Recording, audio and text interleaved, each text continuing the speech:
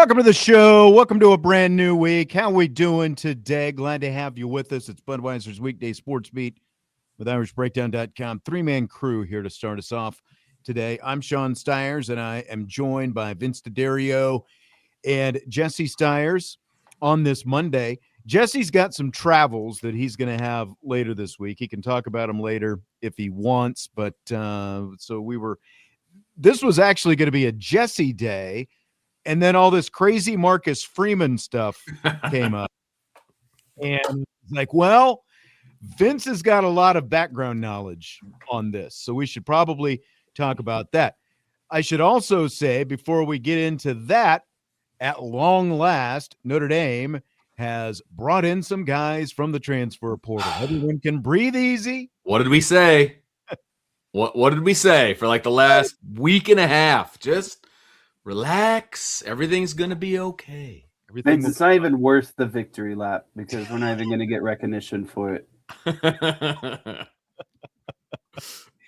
It's hysterical because, like the whole Twitter thing, and we've talked about different guys fanning the flame, and, there have been some other guys out there who are like, oh, just wait. It's going to be Thursday. It's going to be Friday, and they keep pushing it back, and here we are. It's Monday, first day of classes, but four guys have committed. Colorado defensive back DJ McKinney, which is an interesting one because there was the news last week that it signed, and then they pulled it back. Turns out he did sign. Ohio State wide receiver Quincy Porter, big one. Alabama defensive end, former Notre Dame commit Keon Keeley, big one, and Michigan cornerback Jaden Sanders.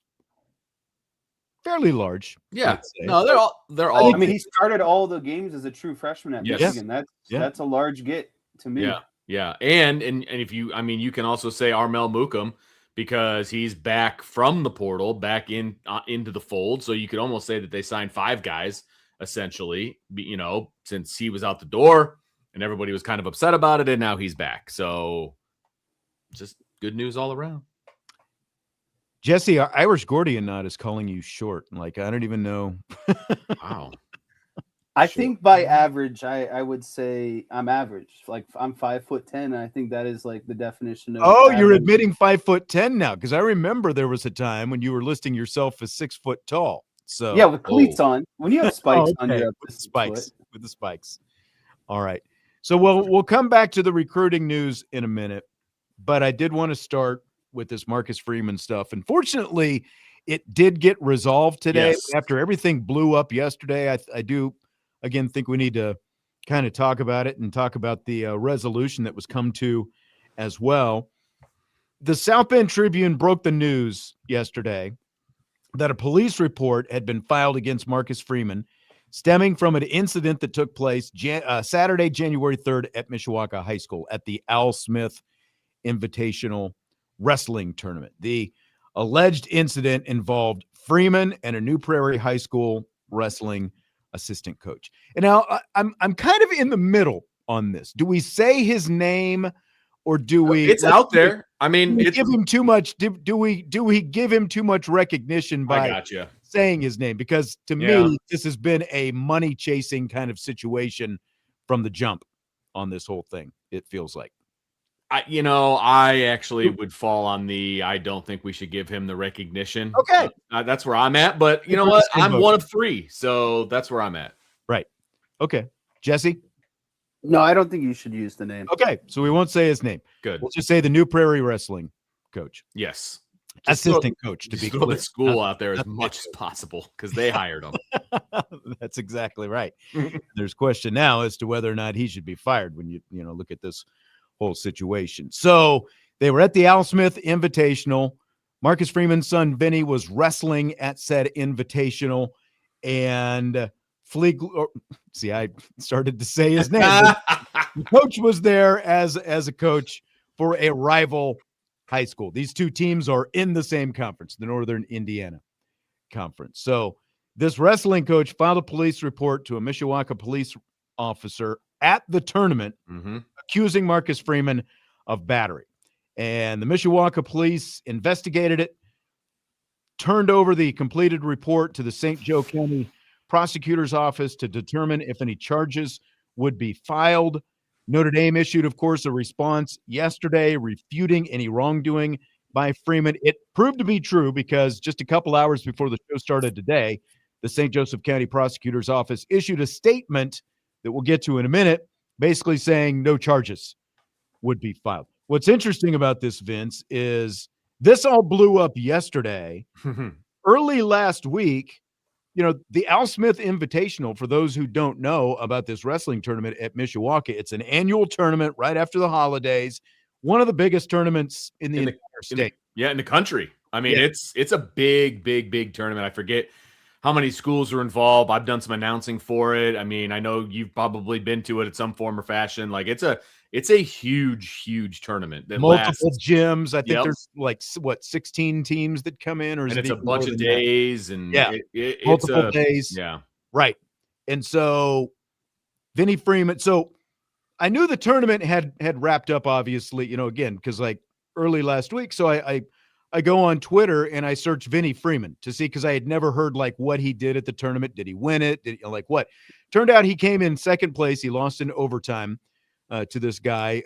And I believe I believe it was a somewhat controversial ending, or it was a very close ending, but emotions were high at the end of the match. I'll say that. Yeah, correct. But one of the things that came up in my search as I was searching to find Vinnie Freeman to see if I could find how he placed in the Al Smith tournament there was this tweet about this incident. Like someone had tweeted about it, that Marcus Freeman and this coach from another school got into a little, tussle at the very least, kind of jawing back and forth at each other and that kind of stuff. And then it also said something about there was a video, but I'm like, well, if there was a video, it would be out there, right? Like it would be out there all over the world. But there was no video on Twitter. So I texted you because obviously you're an administrator at Penn High School. Vinny wrestles for Penn. So I'm like, okay, Vince, what do you know about this whole thing? And you kind of gave me the skinny. Do you want to just kind of provide some details on everything that you sort of knew / heard about this incident that happened there at Mishawaka last, January 3rd. So 9 days ago. Yeah, it was a while ago. And I think we all kind of figured it was a non-story. And then all of a sudden the Tribune gets it and writes an article. And then, Notre Dame responds to the article, which they never do, by the way. And as soon as they did that, I was like, okay, this is a non-story, because Notre Dame came out just very pointed with this basically didn't happen. Which I'm sure the Freemans appreciated. But here's what I know. And I looked into it, right when it happened. And everyone has to understand also that there's no love lost between New Prairie and Penn from a wrestling program standpoint. They compete all the way down to the little kids, all the way up to high school kids. And, you've got the for lack of a better term, the AAU circuit of wrestling. And they're constantly stealing guys from each other, and it's the adults making decisions that they shouldn't make. And I'm not saying one side or the other. I'm just saying there's no love lost there.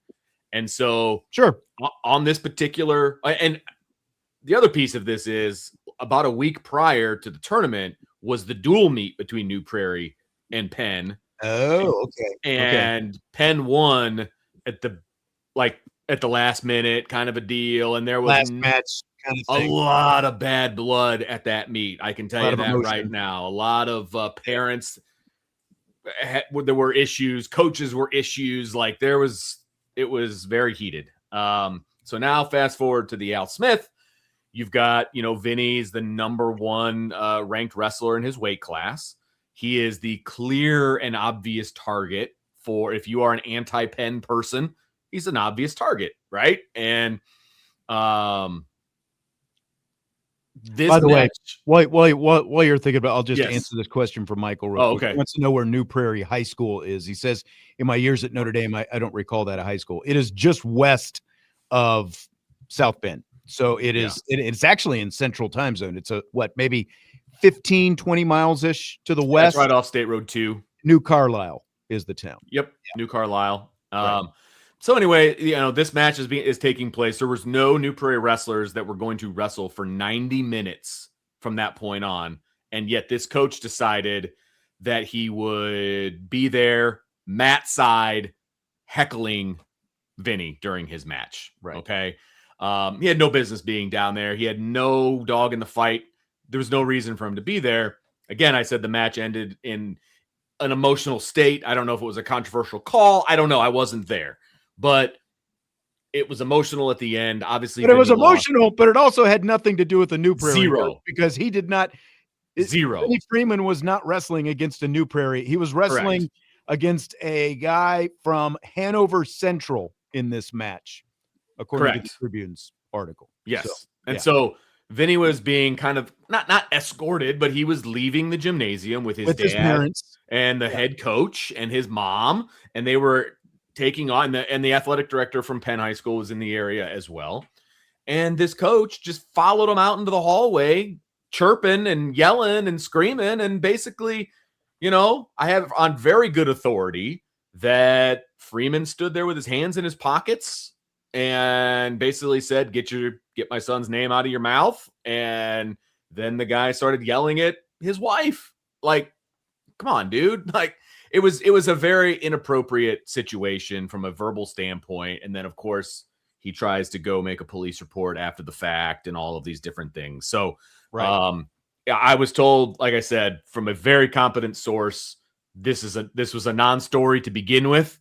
And it only really came to light because the police report was filed.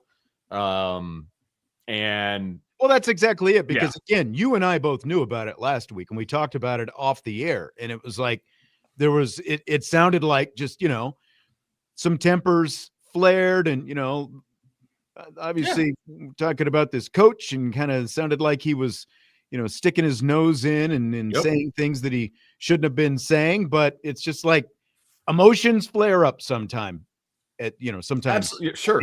So it wasn't worth like getting into on this show by any means. Agreed. But then, of course, this guy goes and he did file a police report that day. And what he says, according to the St. Joseph County, like the Mishawaka Police Department in the report that they filed, and then it was passed on to the St. Joseph County Prosecutor's Office, this guy, the New Prairie coach, says that he felt a two-hand shove in the middle of his back and was told by others that it was Marcus Freeman that had pushed him. And then there was like there were some this is from the St. Joseph County prosecutor's statement right here. During the subsequent interview with detectives, complainant, the New Prairie coach, reiterated that Mr. Freeman gave him a two-handed push, which caused him to stumble backwards.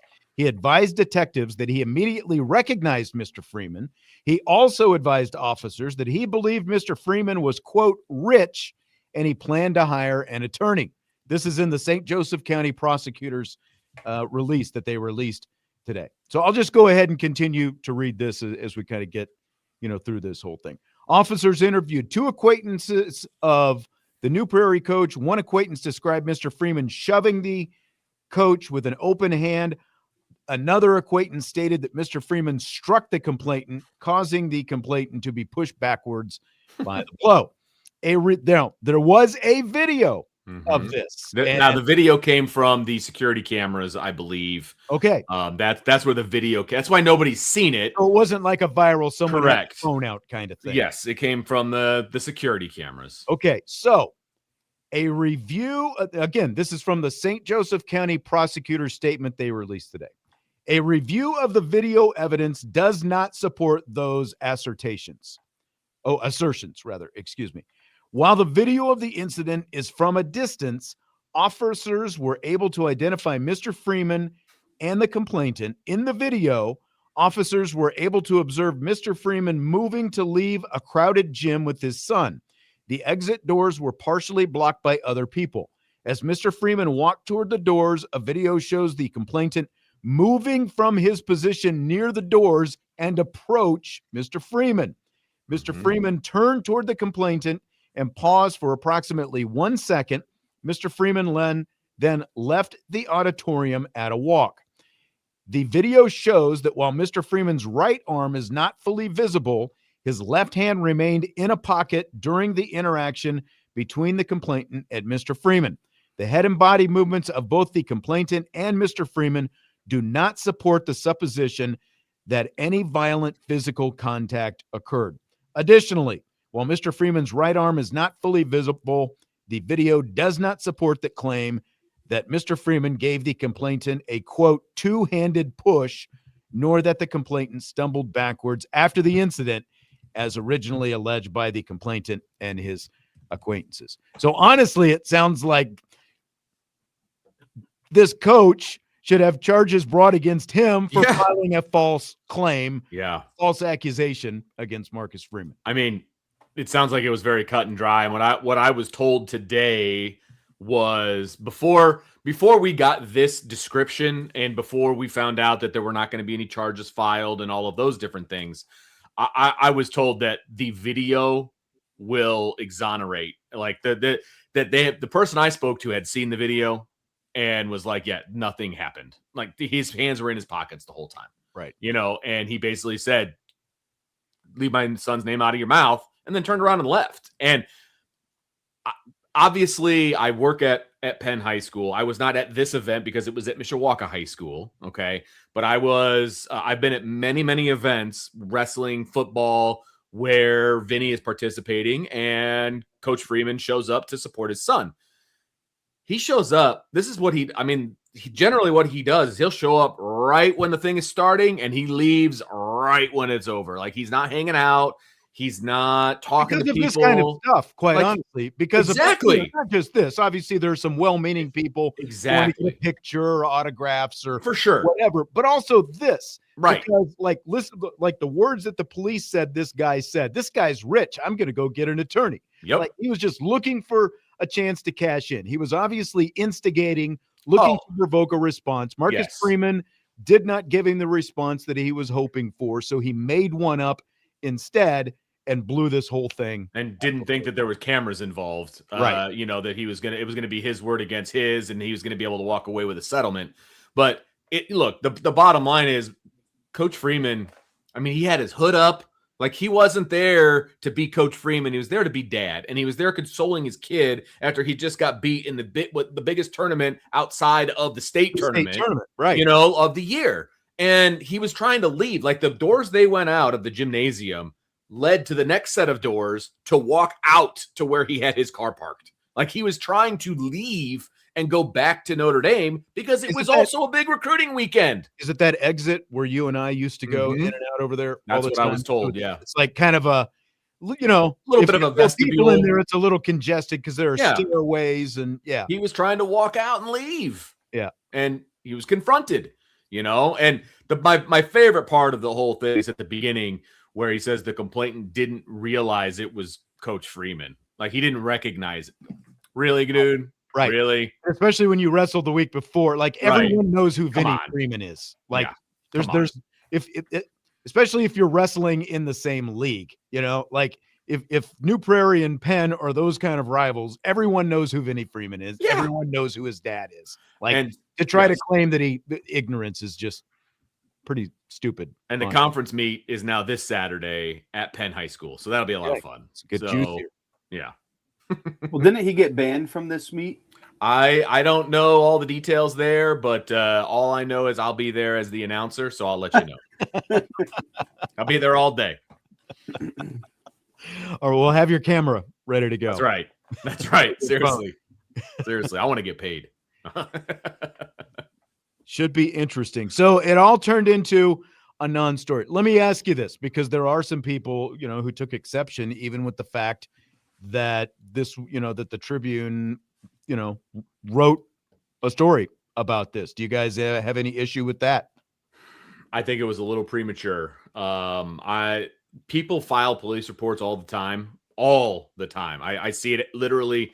No, but the difference here is Marcus Freeman is a public figure. I agree. No, I get that. Someone who filed charges against the most high-profile person at Notre Dame, and one of the most high-profile people in the country. So whether or not charges were actually filed, someone filed a complaint against one of the most high-profile people in the country. So I personally no, I have no problem with that from a journalistic standpoint. Like, it needed to be reported on. I feel like it was clickbait. That's where I'm at. I don't. There was. But it's not. Well, but here's the thing. No, but here's the thing. News. No, hold on. Listen, they didn't call anybody for a comment. They didn't call Notre Dame. They didn't call Penn. They didn't call Mishawaka. Like, that's pretty weak reporting, in my opinion. Like, why don't you call and make it an actual story and get some quotes and things like that? Like, they didn't call anybody. They just put this out there and then forced Notre Dame to make a statement, after they put it out there and got everybody riled up about it. Like, if you're going to do it, do it. I don't know. I didn't think it was done very well. Jesse? I think anything that involves, the Notre Dame head coach is going to get reported on no matter what, because you're going to, it goes both ways. I think that the story was premature and not done very well. But if you're the South Bend Tribune, you want to put something out and get ahead as the local agency, and also kind of get, the clicks and notoriety that come with it at the same time. So did a full story need to come out, before the actual police report was reviewed and you had quotes and the video was, seen and all that stuff? I don't think so. It just felt like one of those TMZ things that comes out way too early without getting the full backstory. I think I would have preferred, something more kind of credible and put together like today, of a full story kind of giving, start to finish and what the overall outcome was. Well, having at the beginning of my career, had to do the cops and courts beat, which is basically what this is. You go to the police department and you see what new reports have been filed. You're not going to call everybody in the world for comment on everything. If you read the article, they obviously got a lot of background information and a lot of details on everything that happened. So to put out an initial report on this, which is what this is, they weren't under any obligation to call anyone for comments and things like that. They literally reported what happened. A police report had been filed against Marcus Freeman, and they gave all the specifics of the incident that was alleged to have happened. And basically the release by the St. Joseph County prosecutor's office today, they said in the release that they don't usually comment on things where charges aren't filed, but because so many people had been requesting information, that they put out all the details and said charges aren't going to be filed. But until then, I think the Tribune, I think that that Austin and Kyle did their job. They did what they needed to do. They had all the facts. It's not to put out an initial report like this. You don't have to go and seek comments from both. But those aren't the facts. That's one person's view of the facts. So why is that a fact? That was it's facts because it's on record. It was in the police report. They reported on what was in the police report. That is the fact.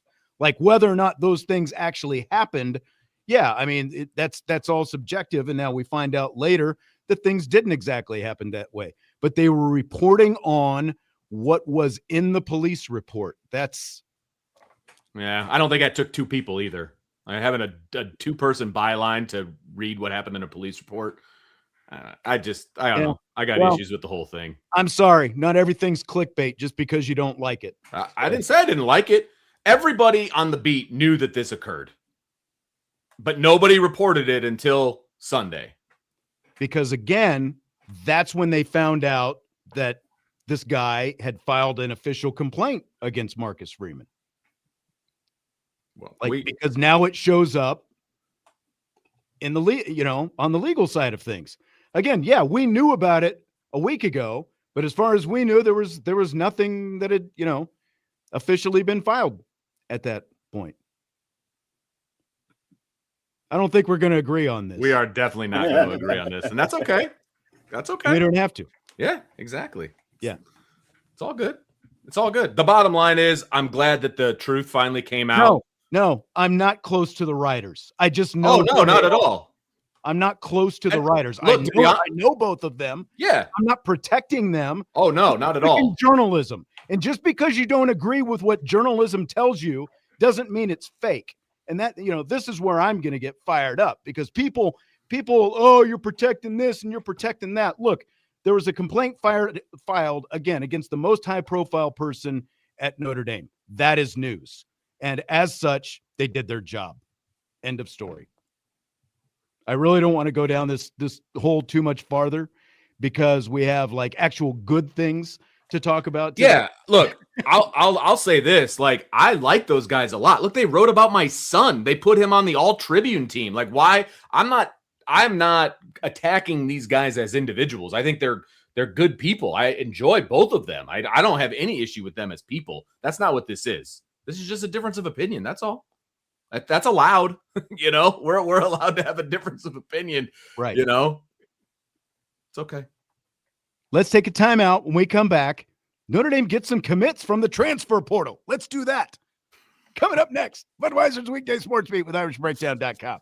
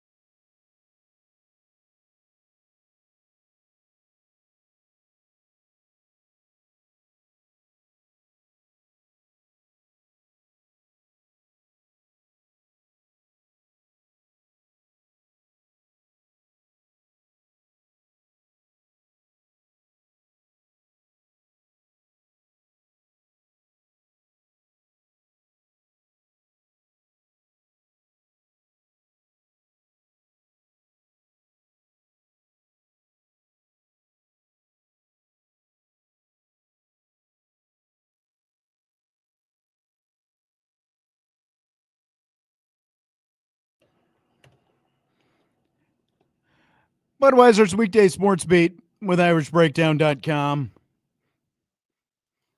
Vince has stirred up all the natives, and now he's gone. It's just me and Jesse the rest of the way. He left like a thief in the night. He did. We got into that commercial break, and Vince was gone. He was out of here. Let's talk about some stuff people actually want to talk about, because busy weekend, busy last week, not just weekend, but we finally saw the fruits of the last week that, we've been waiting for. Marcus Freeman and the Fighting Irish finally got some commitments from the transfer portal. I'm told he had planned to go to the Notre Dame women's basketball game yesterday when they hosted North Carolina, but he couldn't because he had all these visitors on campus. And so he didn't go to the game. CJ Carr, you might have seen, was sitting courtside there in Freeman's seats instead, along with Jack Larson. So Marcus Freeman doing a little TCOB in terms of transfer portal visitors yesterday. And they got a pair of defensive backs, Colorado defensive back DJ McKinney, as well as Jaden Sanders from Michigan, and then Ohio State wide receiver Quincy Porter, and Alabama defensive end, former Notre Dame commit Keon Keeley. So what do you think of these initial 4 that Notre Dame has pulled in from the transfer portal? Yeah, I think this initial 4 is an absolute home run. I was looking at some stuff on Twitter. It's funny how the narrative goes. Notre Dame hasn't done anything to now. If you look at the average portal ranking per player, Notre Dame is at the top of the chart. Notre Dame, it's basically the conversation Vince and I got into last week on Thursday's show, and you highlighted on Friday's show once you were back from women's basketball. Notre Dame is in a scenario of, do they want 20 kind of friends, or do they want 4 or 5 really close friends who are willing to do whatever for you? And 2 of those guys, I believe you would consider blue chip guys, right? Because Keon Keeley and the wide receiver Porter, those guys are both 5 stars coming out of high school, right? And so I think those are really big things. I think another 2 big important factors to look at in this whole transfer portal thing is, Notre Dame started classes today, and I'm not certain of this, but I guarantee when they announced it on Friday with the Colorado guy, he hadn't been cleared yet academically. He hadn't been completely enrolled yet. And so, I think that's something that when Notre Dame goes to the portal, they obviously have to make sure that their guys can get in, that they can get enrolled into the classrooms, and that their credits are going to be good. And, all of that is on track. Like, you can't it's not just a plug and play, right? And so I think that was a big factor of when all of these announcements kind of came out at one time. I think that, and because of the fact that everybody, like, today is the first day of the spring semester, and everybody was off campus. Like, the rest of the team was home. And so you've got some of these, every one of these guys plays a position, right? You've got 2 defensive backs, you've got a defensive end, and you've got a wide receiver. So I think that there was probably also making sure that everyone, like the team itself was back on campus, and you can have some conversations with some of these guys who are going to be back. Like, okay, here's what we're doing. We're bringing in some of these guys. This guy happens to play your position, that kind of stuff, so that you can have the conversations with everyone and people aren't blindsided by this whole thing. So yeah, I think that there was, and they obviously also wanted to do this like they did it today. They didn't want the scattering, right? They wanted to do this all kind of together as much as possible. They did it in a pretty condensed time frame once these releases started coming out. So I think it makes sense. Again, it doesn't help the fan base, who is all, very, very emotional about this whole thing and watching guys go to other places and that kind of stuff. But at the end of the day, I think if you're a Notre Dame fan, you've got to be pretty happy about this haul that they've got. And this is just the start of this whole thing, because there are other guys that they're still in pursuit of right now. Yeah, I think that it's really, when I think we miss some pretty obvious indications of what Notre Dame was looking for in the portal. When you have guys like Joshua Burnham into the portal, it's probably an indication that Notre Dame is seeking, a similar position within the portal. And then you see Carson Hobbs leaves, and then you see, other secondary guys leave. And it's like, okay, well, what does that usually mean? Someone else is coming in, right? If when one guy leaves, another guy comes in type situation. I mean, the wide receiver room, that's not the case in this scenario. Everyone knows that Notre Dame needed to get another wide receiver, especially at the boundary. And what I'll say about that is, if you had FOMO about Nick Marsh, you just fell into the clickbait or the rage bait, because IU is getting a guy, former 3-star recruit from Michigan State, that has 1 year of eligibility left. Notre Dame is getting a 5-star recruit from Ohio State that still has 4 years of eligibility. Like, you can't tell me that Marsh was a better pickup than Porter out of the portal. I know he's proven more and he has more on-field production, but in terms of ceiling and just raw talent, I would take this guy over Marsh every day of the week. No, and that's like, if you were going to make an argument between the two, that would be the only argument for Marsh is, do you want a guy who's not necessarily a project, but he's far less developed, because of the fact that Porter has not played a whole lot, played in just a handful of snaps basically this year, and played some on special teams as well. But he's got 3 years of eligibility left, and he's a 5-star guy, so there's still a ton of upside. He was the 13th overall rated player in his class of 2025, and he's got a ton of eligibility left. He's got 3 years of eligibility. Actually, I think he might actually have 3 or 4. I'll have to double check that because of his games played. But Marsh had the experience factor. So, like,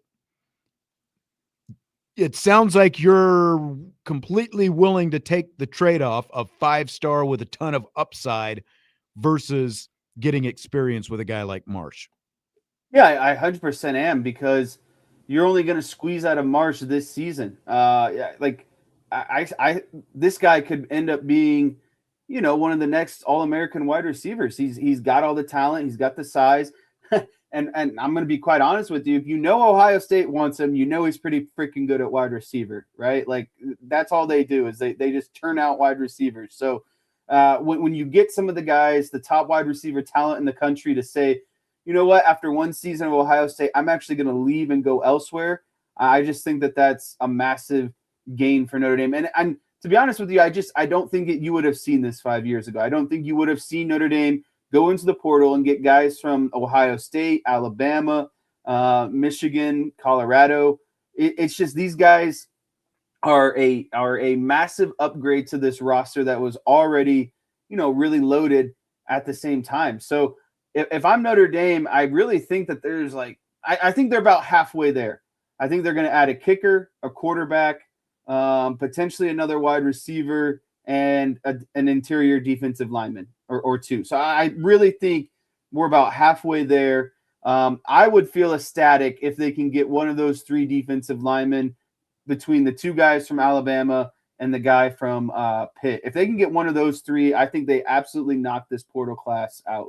Especially, to me, the defensive tackle is the biggest need. Yeah, that's the biggest thing they need right now. And getting Mookum back obviously really helps that situation as well. Yeah, and we didn't even talk about that. Armel Mookum has decided to pull his name out of the transfer portal and return to Notre Dame. So huge figurative and literal news for Notre Dame that Armel Mookum is coming back. Now, again, he's got some experience. He started to kind of show himself down the stretch of the season this year, but he still has a whole lot to prove, but there's going to be a whole lot more opportunities as of right now, especially considering they are still looking for somebody else. But yeah, I think that the positions that you mentioned, those are the definite positions that they want to go out and get, and they really need to get a defensive tackle. And someone made the comment earlier about, maybe the general manager kind of got off to a bad start. I would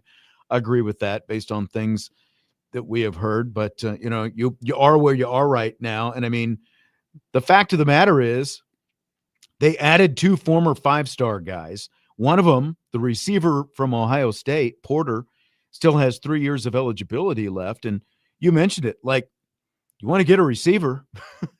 Ohio State is the place to get a receiver from. It has literally become wide receiver U. Like, is there another team in the – I think USC and Ohio State are probably for the last, at least 15 years, if not longer, but you can probably go back even longer than that. Like, those are the two programs that have traditionally produced, like, cranked out the most big-time wide receivers, especially, like when you talk about going on to the NFL and having productive careers. Yeah, I mean, I'd also put, Alabama on that list, but True. That's just Alabama. Much more recent. I think that Ohio State and USC actually even have a longer track record, especially like when you look at where Alabama is right now. But under Nick Saban, they definitely crank some guys out. Yeah, and I think that, what's cool about this too is, like, you start looking at some of these guys that they did pick up, and it's like, okay, young, talented guy that can immediately step in and be a contribution as the boundary wide receiver. Okay, check. Defensive end, you can, in my opinion, you can never have too many defensive linemen. And then with Josh Burnham leaving, getting Keon Keeley to come back after, that long relationship he had with Notre Dame and ultimately decided to go to Alabama, that's a big check mark. And then you start looking in the secondary, and it's like, oh my gosh, you're getting a guy from Michigan that played all 13 games as a true freshman. He's immediately going to be a contributor, on that defense. And then the guy from Colorado, you read the tape on him, you listen to Deion Sanders talk about him. Deion Sanders thinks he could be drafted in the first round. He played alongside with Travis Hunter. He talks about his length. You know what he talks about most importantly is he talks about his ability to play in man. And if that should be, as a Notre Dame fan, that should just get your heart freaking jumping, because that means Chris Ash is not committed to this stupid zone stuff. They went out and got a man corner. No, seriously. They went out and got a man corner. It's basically Cam Hart. The guy is very similar to Cam Hart. Long arms, 6'2". Hold this thought.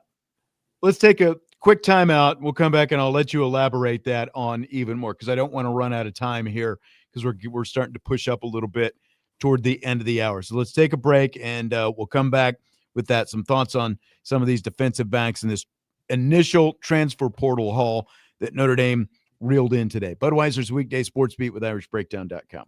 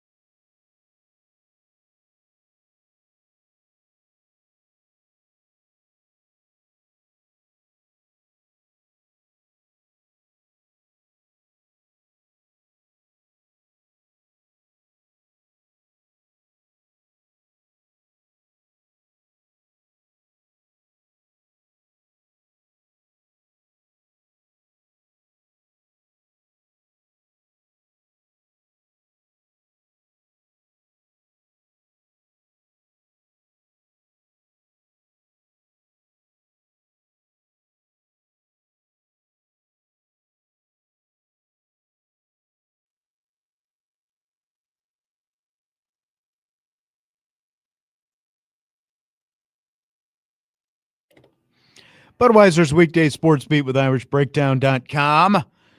Starting to wind down the first hour of the show along with Jesse Stiers. I'm Sean Stiers.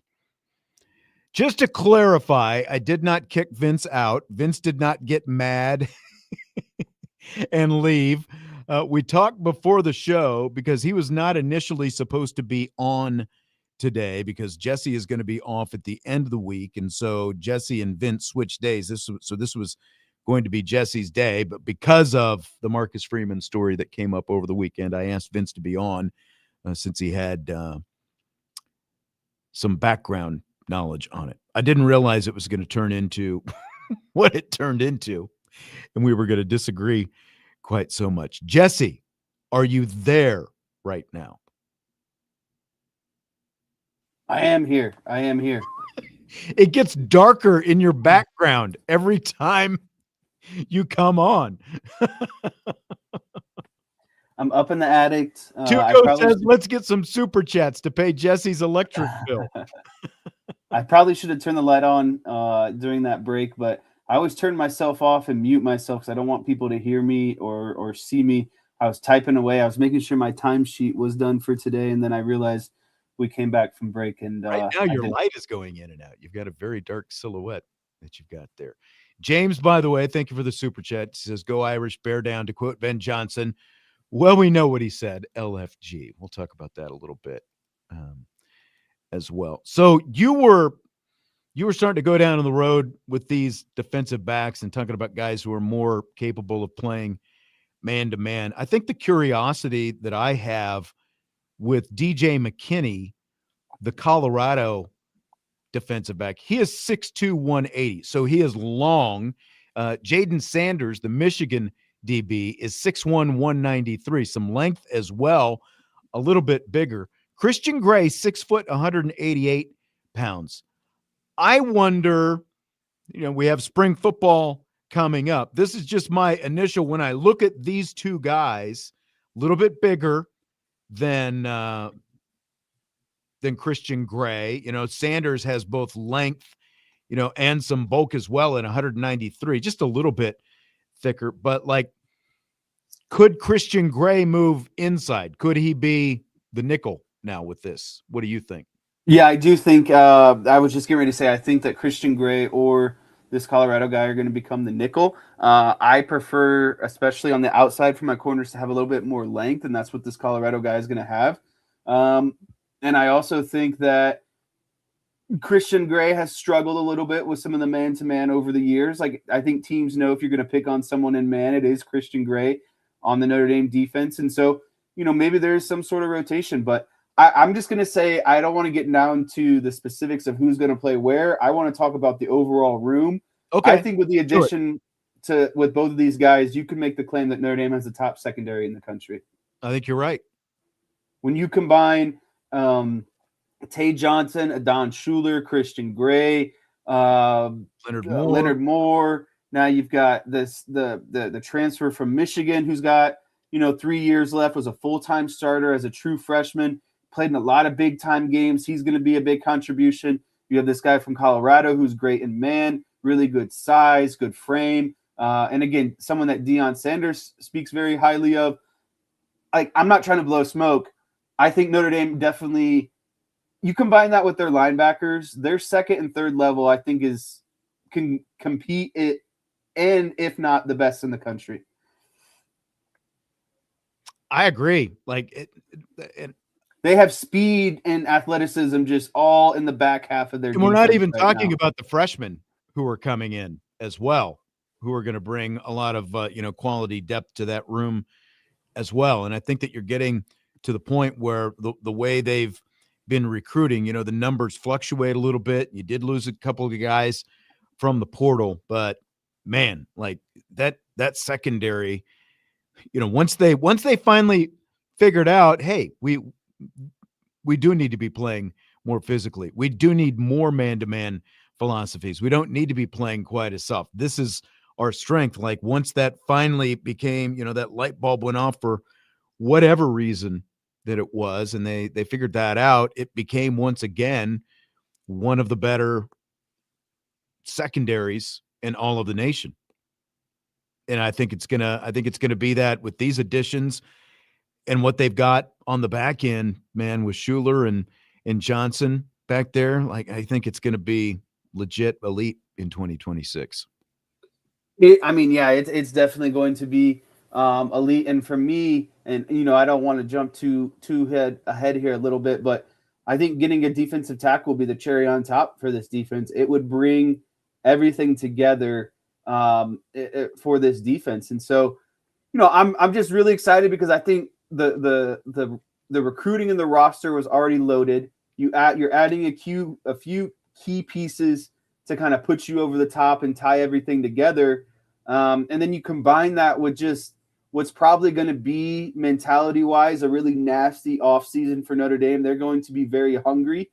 I expect the defensive side of the ball next season to just be hunting, just to be out there with reckless abandon, and just playing, super physical, super emotional, which is fine. Playing with emotion is fine as long as it's under control and you're not doing unsportsmanlike stuff, right? Like, I think that's what you're going to see out of Notre Dame defense next year, just a really charged up defense.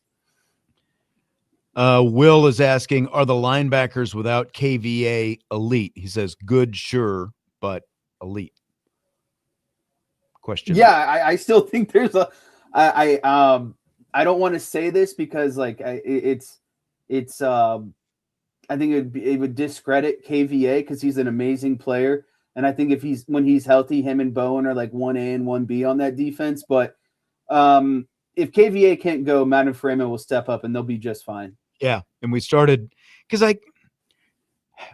I'll be really curious to see how quickly KVA is able to get back. It feels, I don't want to put any kind of timeline on it, but it feels like he's not probably, for when he got hurt and the recovery time and the whole thing, not going to be able to start the season. So that could be, kind of a boost down the stretch as well. You get a guy like that back, but I agree with what you're saying when with Madden Faramo in that mix, I still feel like, yeah, are they elite? Maybe bordering, but you do have Snead back. You do have Osbury back. You've got the rest of that room and everyone's just got another year of experience. So yeah, I do think it's going to be really good. Father JP Cop says Mookum and Abreu ? Should be pretty good. They're still working really hard on Abreu, the Pitt defensive tackle. And I think that that would be that, if you add him to what they've got already right now, I think that would only be 5 guys right there. But I would be feeling fantastic about this transfer portal class with just those 5 guys alone, wouldn't you? I would, and if I were being extremely nitpicky, I'd say, give me another kicker, and I'd be over the moon about it. But I could deal without the kicker. I'm glad Vince isn't here, but I could deal without the kicker. I'm not sure what's going on with the kicker right now. They do still need to get a kicker. I do still think they are going to get a kicker, but honestly, based on things that I had heard earlier, I thought that they would have had one by now. So maybe they're, falling back on other plans at this point. I keep seeing people in the YouTube chat asking about Jason Onye. We do know he has applied for another season. I don't think they have, there's been any word so far. I do know that he has applied for it, so I don't think that he has been denied, but as of this point, he also has not been approved. So that's kind of still TBD at this point. They would love to have Jason Onye back, and if they could get him back, that would obviously be really big as well. But still kind of waiting on that. But yeah, I agree. Kicker is a must. But again, kicker, I would still put, kind of if I'm going scale of 1 to 10, I would put it maybe at a 6, just because at least there is another kicker on the roster right now. And I think that they'll find somebody. I would still put defensive tackle at a 10 out of 10 in terms of most pressing needs that you need to fill if you're going to be a really good football team in 2026. I agree. Do you think it's worth speculating over those Alabama defensive linemen and the other Ohio State wide receiver? I feel like the ship has sailed a little bit, at least on the Alabama defensive lineman. I feel confident Notre Dame is still in the racing for the other Ohio State wide receiver. I believe his name is Graham, last name Graham. Island Graham. Yeah. Yeah. But like you look at it on paper, a wide receiver room with Jordan Faison, Jaden Greathouse, Porter, Elijah Burris, like that's a really solid wide receiver room. And that doesn't even account for Cam Smith as well. So I think the wide receiver room is going to be just fine. But again, that kind of final bow would be getting the other Ohio State wide receiver. But Yeah. And I mean, like you're adding an Ohio State wide receiver and an Alabama defensive end, both who were 5-star guys from the transfer portal. That's kind of amazing when you think about it as Notre Dame, like when you look at how things have gone in recent years. Yeah, and I think the biggest lesson to learn from all of this is a lot of these guys that Notre Dame have gotten weren't even available day one. You know, like when all of this first started, I don't think that, you know, maybe we don't know because, you know, we're so far detached from everything, but like I guarantee that wide receiver from Ohio State wasn't necessarily, you know, on everyone's radar day one, right? And so I guess what I'm getting at is like it's crazy what a little bit of patience can do, because I feel like even though Notre Dame missed on that first wave, I'm way happier with what they got in this second wave compared to what they could have gotten in the first wave. Yes. All right. So a big day, the transfer portal, day one of the spring semester at Notre Dame. And by all reports, Keon Keeley on campus today, attending class at Notre Dame at his first day as a Notre Dame student, as things have gone full circle for Keon Keeley, going from Notre Dame commit just a few years ago to Alabama and now at Notre Dame, and ready to be a difference maker for the Fighting Irish on this defense, and some new ammunition for Charlie Partridge. So, and you know, again, big news that Armel Mukam has decided to come back to Notre Dame as well at that position of need. After a timeout, we will get into some rapid fire, and we'll see if we can stir things up once again. That is coming up in hour number 2 of Budweiser's Weekday Sports Beat with IrishBreakdown.com.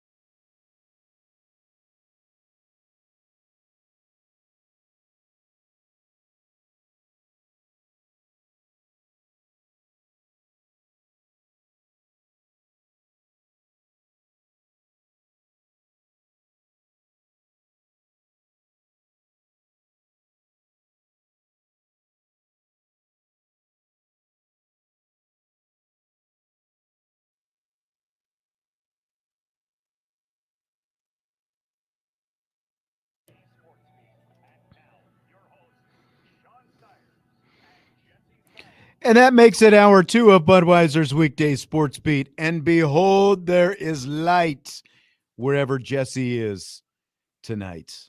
Where are you? Are you down around Columbus? Is that where you're hanging out? Yeah, I'm still at my in-laws' house. Gotcha. We're leaving after this, actually. Oh, you're leaving tonight. Driving back to Cleveland. Uh-huh. Yeah. All right. Very good. Very good. It was hard to keep the whole story straight. So facilitate, no candles needed for Jesse anymore. So, all right, let's get into some rapid fire. This was kind of one of those days. It's like you wait a little while for something to happen, and then all of a sudden things all start happening at once. Here come the Irish on Peacock, of course, followed Notre Dame throughout the 2025 season. They had an inside look of Marcus Freeman talking with his captains after their decision to opt out of the bowl game after the College Football Playoff Selection Committee left them out of the playoffs. Here is a little bit of the conversation that Marcus Freeman had with his captains, and you'll hear a little bit from Drake Bowen at the end as well. Much time after the announcement to make a decision on the bowl game. The captains had already gotten together, talked with the majority of the leaders on the team, with each other, and by the time we had a conversation, they had already knew that this question was going to come up. You know, more than anything, like, you guys had to make a decision as captains. That's probably been the biggest decision for a group of captains since I've been a head coach.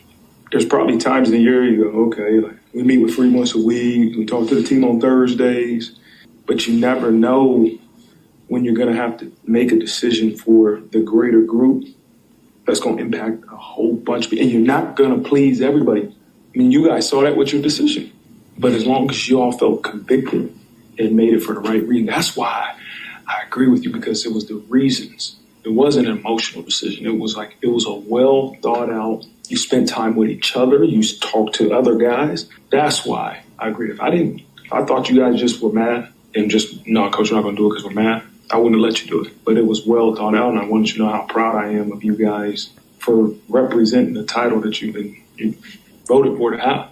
It's been a tough 24 hours. Everybody's got an opinion. Everybody has an opinion on what you guys are doing. We kind of just got the rug pulled out from under us, and that was one of the biggest things that we talked about. We're not necessarily going to be playing with our full team. We didn't feel like we were going to represent, our football team, Notre Dame, and ourselves very well. Okay, so again, that's Marcus Freeman, of course, at the beginning, and Drake Bowen, one of the Notre Dame captains there, at one of the captains that Marcus Freeman was talking to, and because, obviously we don't have the video started off with Marcus Freeman talking with a little music underneath him. I agree with Tuco. He says the music makes it. It was a little Friday Night Lights-ish, the kind of music that they were using there. Didn't you think? Yeah, I would have went more Days of Our Lives kind of music, but it definitely set the dramatic tone. Correct.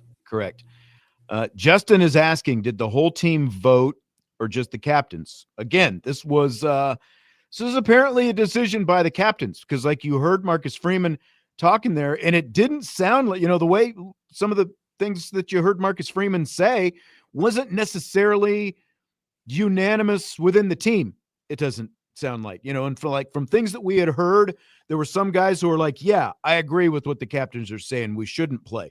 There were other guys who did want to play, and there were other guys sort of in the middle who were saying, well, I'll go along with whatever everybody else wants to do, that kind of thing. So when you hear that, Jesse, it was, like a fly on the wall kind of thing when Freeman was talking with his captains there. What does all this say to you about this situation? Yeah, I think what this says first and foremost is, the raw emotion that these players had to go through and process within 24 hours, believing they were a playoff team, given every sign that they're a playoff team. And like Drake Bowen said, having the rug kind of pulled out from underneath you in the last second. So I think it takes a great deal of maturity and leadership to kind of, sit down and have the conversations and ultimately make the decision that they did. But I think the thing that I was most impressed with was when Marcus Freeman was just talking about, the conviction, whatever he wanted them to do, he wanted them to do it, with conviction and not something that was just based off of, raw emotion or emotion, in that moment. And so, and I think the other parties that should stick with a lot of people is, everyone's always going to have an opinion, whether they like it, whether they don't like it, or whether or not they're just kind of neutral. So no one else's opinions matter more than the players who were going to go out there and play this game. And they came together as a collective group and said, this is something that we don't necessarily want to do at the end of the day. And that wasn't going to please everyone on the roster, wasn't going to please everyone in the media, wasn't going to, please the common everyday fan. But I think that they did what was majority right for their team in that moment. And again, I think that the reactions at large are similar to what I was just talking about, to when the captains were talking with the team, that there were going to be some people who thought one thing, some people who thought maybe something in the middle, and something, people who were going to think something to another extreme. And I think that when you look at this real conversation that Marcus Freeman was having with the captains in, within a day or so after they made this decision not to play, there were a lot of people speculating about, Notre Dame pulled the plug on this. They pulled the plug on this to stick it to ESPN. They pulled the plug on this to stick it to whoever, all these different things. This came down to, based on these conversations that Marcus Freeman was having that they showed here, this came down to exactly what they said it was. The captains making a decision. And I don't think that they were making a completely autonomous decision, because again, it sounds like these guys went in and it was all sort of broken down by position group, and they talked to the different position groups and they kind of got a feel, and they came back and this is what they came up with. It was the team's decision, the players' decision, not the athletic director's decision, not the head coach's decision. It was the leadership of the team made this decision that they either wanted to go out there with the full team that they played with during the season, or they weren't going to play, because they didn't think that without having the guys who had been there all year, guys like Jeremiah Love and guys like Emil Wagner and all these other guys who either, have made NFL decisions and who would potentially have made other decisions as well, transfer portal or whatever it happened to be. They didn't want to play without their guys. And so, I don't think it was an easy decision, but I like the way that Marcus Freeman addressed this. And I think that this answers exactly where the decision was ultimately made and why the decision was ultimately made. Yeah, I think that, to me, this provided a lot of closure for the national media, who all had their kind of ideas or notions about why Notre Dame made this decision. Marcus Freeman basically said point blank, I left it up to the captains and the leaders of our team, and this is the decision they made. It wasn't driven by anything else. Correct. So we thought that the Marcus Freeman NFL talk was over, but then there are a slew of NFL vacancies, of course. A week ago today was Black Monday, and so there are several NFL teams who are looking for a head coach right now. Ian Rappaport said on NFL Network there's still interest in Marcus Freeman from NFL teams right now. Here's what Rappaport had to say about the subject. On December 29th, it was all the way to last year, Marcus Freeman, the Notre Dame coach, put out a statement saying 2026, run it back, go Irish. Yes, and every NFL team that covets him, has an opening, and views him as highly as they do, basically ignored that. My understanding is Marcus Freeman, who did receive a contract adjustment, not extension, adjustment from Notre Dame for his agreement to stay. These teams who viewed him highly still believe there is a chance that he comes to the NFL. They still believe, Mike, he is a top-tier candidate. Now, it would probably not be like Marcus Freeman come in and interview. It would be they go through the process and then say, this is the guy we want. That's really the only way it would work. But Marcus Freeman still looms large in the NFL coaching carousel. Okay, so there you go. Ian Rappaport from NFL Network.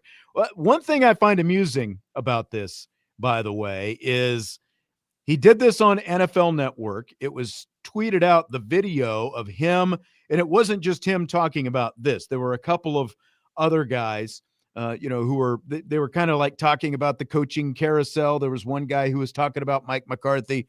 I can't remember exactly what the other guy was talking about, but this was NFL Network, NFL media, basically. And so this gets tweeted out, Yahoo shares it, and then you look in the comments, and people in the comments are like, ESPN is just trying to clickbait this whole thing. ESPN this, everyone's blaming ESPN, and it didn't even come from ESPN. It was Ian Rappaport from NFL Network. So all that aside, Jesse, scale of 1 to 10, what is your concern that Marcus Freeman would leave at this point based on what you heard there?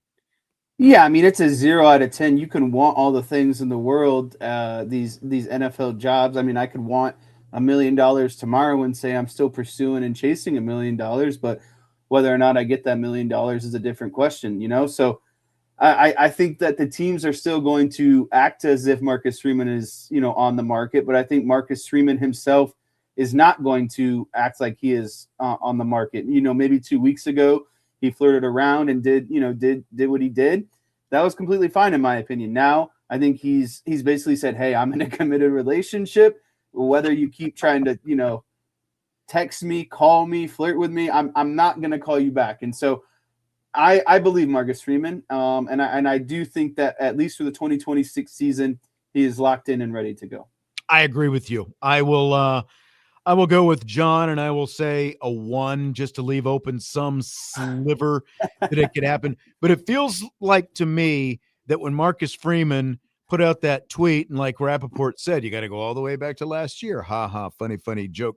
But, so you're talking about what, 13, 4, I guess maybe almost 2 weeks ago that it happened. It was the week before Black Friday. So we're about 2 weeks ago that Marcus Freeman made that tweet. That was the public commitment to, okay, we're building toward 26. All my thoughts are about 2026 with Notre Dame football at this point. So I agree with what you're saying. Like these NFL owners, these NFL general managers, they can all desire Marcus Freeman, but desire does not equal mutual interest. They can desire him all they want. I think that Marcus Freeman has got his blinders on now, and all he's thinking about is building this Notre Dame team to be able to go out and compete for and win a national championship in 2026. It's like, I agree with what Tackle Baseball is saying. It's like nobody wants any other top college coaches other than Marcus Freeman. Well, not only that, but it's like, it just feels like with the just everything, I'm not kidding you, everything outside of the college football playoff, every news has been about Notre Dame, it feels like. Whether it's been what they haven't done in the transfer portal, whether it's Marcus Freeman going to the NFL, whether it's did they deserve a shot in the playoff, whether it's, even after Miami beats Ole Miss, best victory in their program in the last 2 decades, and the first thing ESPN opens with is a jab at Notre Dame. It's just like, I just want to breathe, I just want to it's the off season. Like I feel like I'm breathing heavier than I was during the last month of the Notre Dame season. Yeah. Like, does everything have to be about Notre Dame? And that's what's crazy, because you're exactly right. And we talked about it before. Notre Dame has not played since November 29th when they were at Stanford. 2 months ago almost. Yeah, it is. It's we're going on 2 months, a month and a half, 2 months at this point. And they're still mentioning Notre Dame all the time. It is still coming out of their mouth. So like they think that they're being snarky about it, but ultimately I think I do buy into the any attention is good attention at this point. The more they're talking about you, the more they're thinking about you, because they know that there's something to it. They know that you're a legit threat going toward next year. So I don't think it's all necessarily a bad thing, but I agree. It's like, you'd think that it could die down by now, since we've played 3 rounds of the college football playoff and they're getting ready for the national championship game. You would think that they would stop talking about Notre Dame, but that's all that they can continue to talk about. It's crazy to me. Even Agreed. Indiana fans continue to come at Notre Dame. Even more than Miami fans, it feels like at this point. Well, and that's that's a completely different. Those IU fans, I've been trying to tell all these Notre Dame people because they're like, "Oh, this is great for college football. What IU is doing is great for college football." And it's like, okay, yes, you can make that case, but if IU wins that championship, any Notre Dame fan within the state of Indiana, your life is going to be miserable for however long it takes Notre Dame to win its next national championship. Yep. Let's take a timeout. When we come back, more rapid fire. Budweiser's Weekday Sports Beat with IrishBreakdown.com.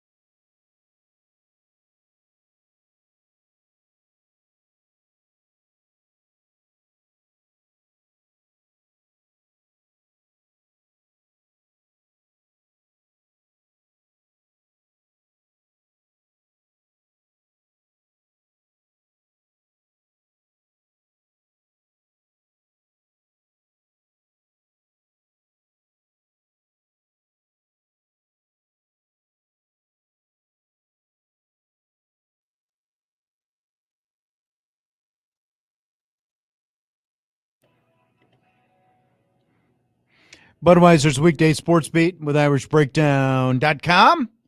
Rapid Fire continues on Sports Radio, WSBT. We're talking about Indiana a second ago. Michael Hahn in the YouTube chat says Pat Coogan transferred because of the culture and a chance of a national championship, according to ESPN. That was in the broadcast, ignoring the fact that the number one reason was because he wouldn't start at Notre Dame. Yes, like there's a definite different kind of narrative coming out of those broadcasts. I think it was, I'll give credit where credit is due. I think Andy Staples, I was listening to him last week on the College Football Inquirer podcast, and they were talking about Coogan, and I think it was Staples who said exactly what Michael is saying, that Pat Coogan didn't transfer because of, all, the culture and all this stuff. He had a great culture here. He transferred because Ashton Craig was injured last year and he was going to come back and start. That's what it came down to. Just call it what it is. That's exactly what it was. Yeah, I mean, we're talking about a guy that had a ton of younger talent backloaded in the same room as him. Notre Dame was going to get that talent on the field. Doesn't mean he wasn't a great player. Obviously, he's playing for a national championship, but the main reason he left is because there just wasn't room for him. And he went to a school that thrives in picking up guys that have 1 or 2 years left on their contract and getting the most out of them. So, hats off. It's not a bad situation regardless, like both sides won. IU won, Notre Dame won. So yeah, I was hoping I could lead the break with, and it looked like some people beat me in the chat. It is now being reported that Baru is being crystal balled to Notre Dame at a 99% confidence rating right now. Yes. And Notre Dame defensive line coach, Charlie Partridge, tweeted a "Go Irish" just a little while ago as well. Those things are coincidental. I know. So I'll see. say it. I think by the end of the night we'll know he's committed, and he might already be on campus. We just don't know. Could be. He very well may be. That's right. But very good. Very exciting news. We had some listener submitted we out questions we didn't get to on Friday, and I promised that I would bring some of them in this week. They are still very relevant, kind of on this subject. We out, Notre Dame fan base. This is from Glow Mike 510. He says, we out. The Notre Dame fan base overreacts far too much to both good news, bad news, and news that isn't even confirmed or fully understood. Yeah, I'm big in on this. Every news, it seems like, is end of the world, and no one just kind of waits for things to settle out and get kind of the full, the full report on things, the full download on things. So I'm a big in on this. And this isn't even Notre Dame fans. Like, this is.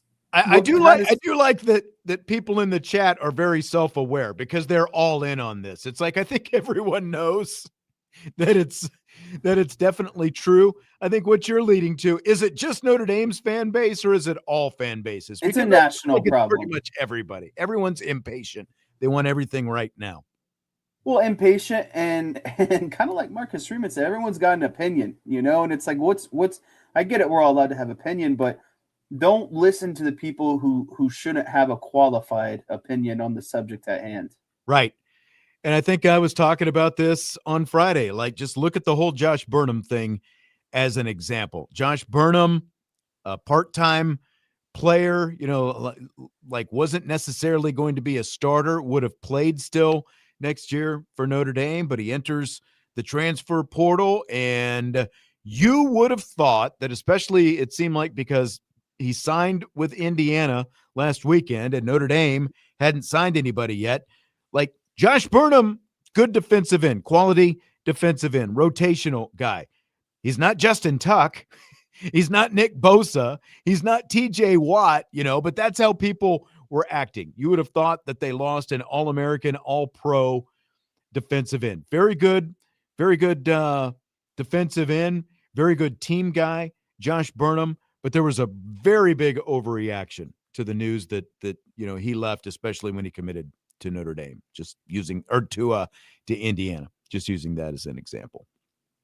Also, Other breaking news I saw while on that break is they have officially released the video from Mishawaka High School. So I saw that. We don't need to get into that anymore. We don't. Let's feel like I'm we need. just letting the people know. Like, if you want to see it, you can go online and see the official video for yourself.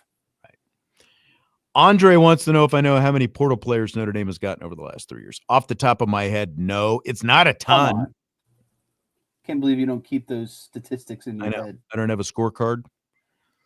Chris wants to know, with the return of Armel Mukum and Keon Keeley, do we still move Bryant inside? I would think not, but I guess we'll wait and see. That's what spring is for, and you've got a new defensive line coach as well. So that's a good plug by you. Let the defensive line coach do his job at spring ball. Yeah.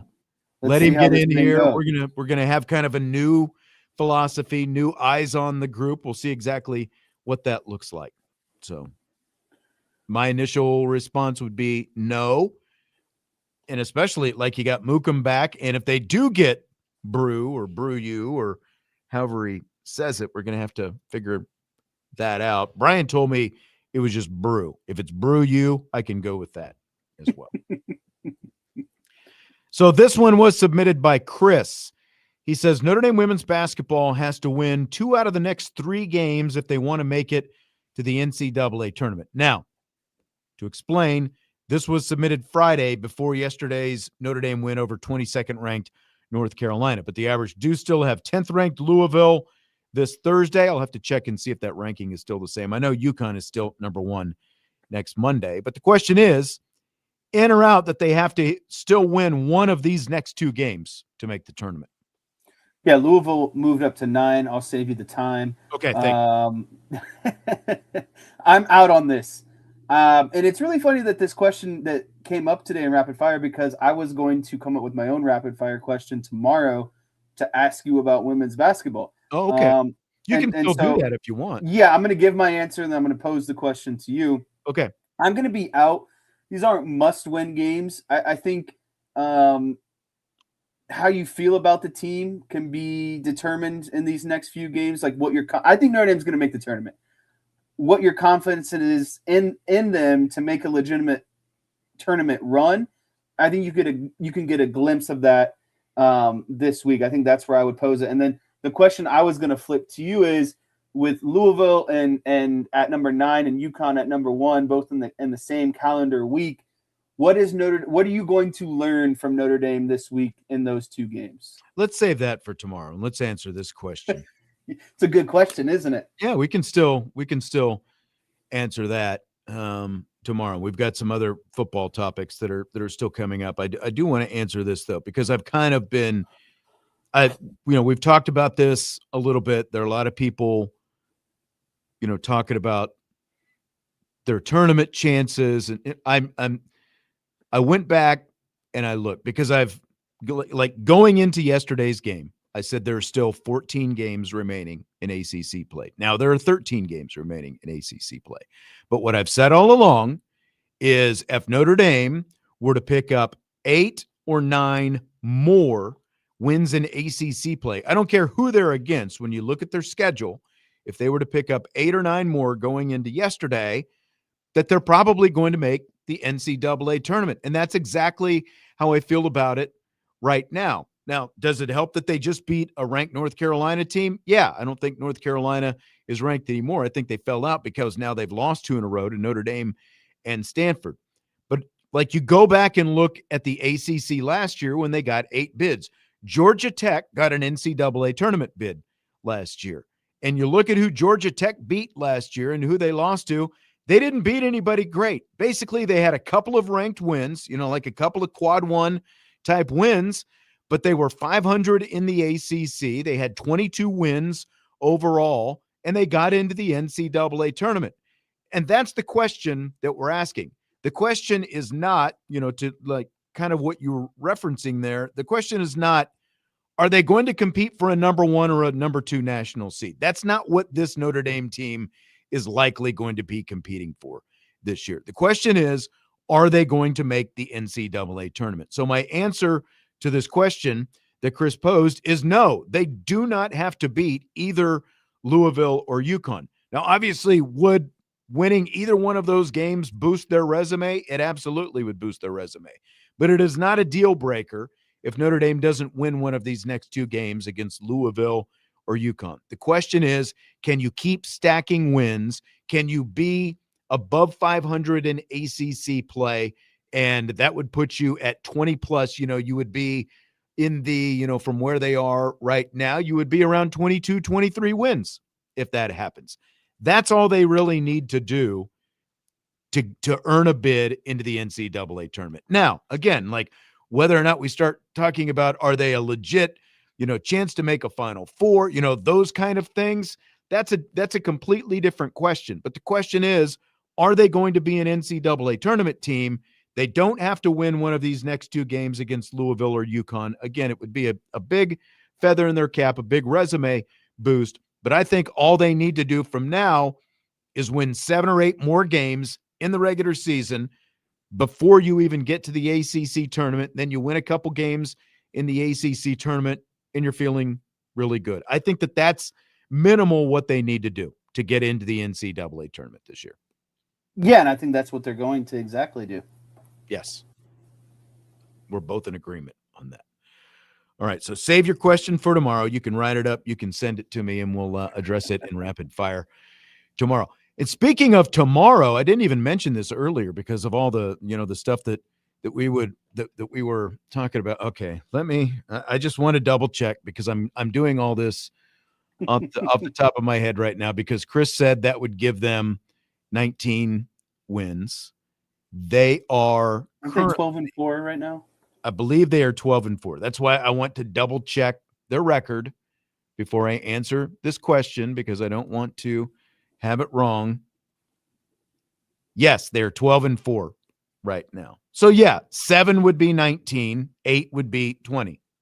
So, and then again, not including what happens in the ACC tournament, and that's what I'm saying. You could get to around 22 into that range.